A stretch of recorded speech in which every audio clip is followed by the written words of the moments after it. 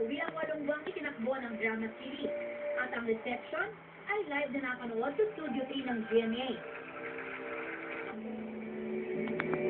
Ang Marimar fanatic, mula sa mga bahay, mga parlor, hanggang sa mga karinderya, matagang nag-abang ng ending ng kanilang paboritong teledrama.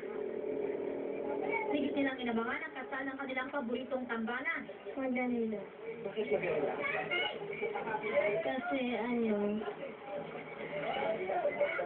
Kasi nagkatuluyan silang dalawa.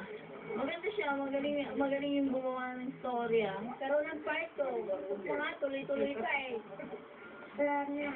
Hindi ko tapos Mario. Si Manong Gardna, kahit naka-duty, di pinilampas ang pagkatapos ng paborito niyang palabas. Gabi-gabi, pinapanood ko yan, hindi ko pinapalampas.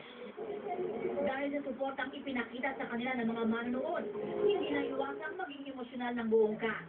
Sila Marimar at Sergio, lubos-lubos ang pagsalamat sa lahat ng sumubaybay. Ngayong dahilan ng aming tagumpay at lahat ng ginawa namin ngayong gabi, inaalay namin sa inyo. Maraming salamat po. Pulat-pulat namin dinggang para po sa inyo yan. Salamat po sa lahat. Ako, si Obi Tarampel, ang inyong saksi. Ma'am, sa karantang